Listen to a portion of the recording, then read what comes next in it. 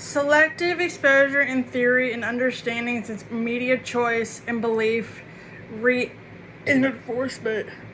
What is selective theory? Selective exposure theory is a foundational concept within communication and media psychology. It describes how people actively seek information that affirms the beliefs, values, and attitudes that they have already formed and avoid information that challenges them.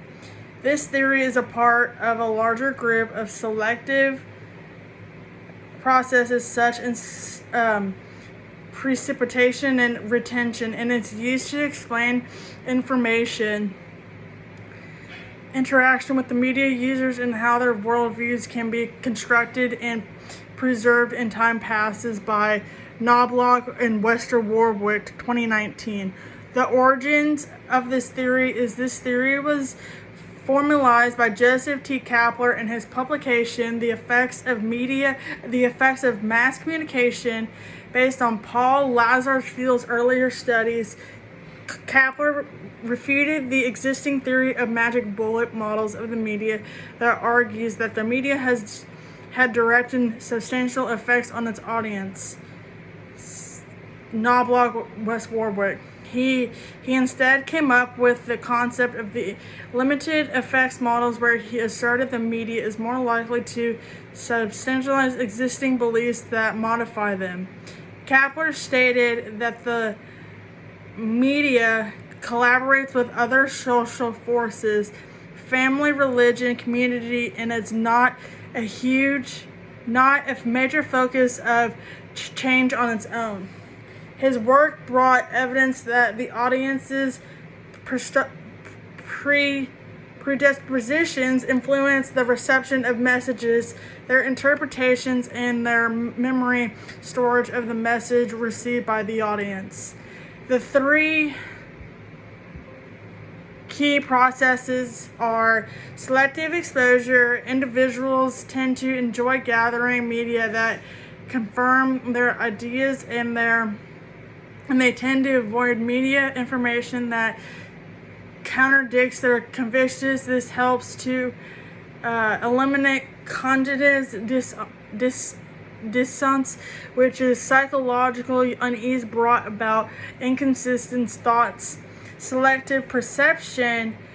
Even when individuals receive neutral or even contrary information, people are prone to listening to the messages in a way that confirms what they currently feel to be true. Expectations and routines have a big role to play in the filtering process. Selective retention. People tend to recall something that they can agree with and forget or distort something that cannot agree with. This strengthens the way of thinking as the days go by. Real world. Selective exposure has become more evident in the digital age. This pervasive as media coverage, whether it is cable news or social media, makes it easy to create ideological echo chambers with people only exploring themselves to information that is in line with political and cultural beliefs. For example, conservative individuals may tend to watch Fox News, whereas liberal individuals watch either CNN or MSNBC.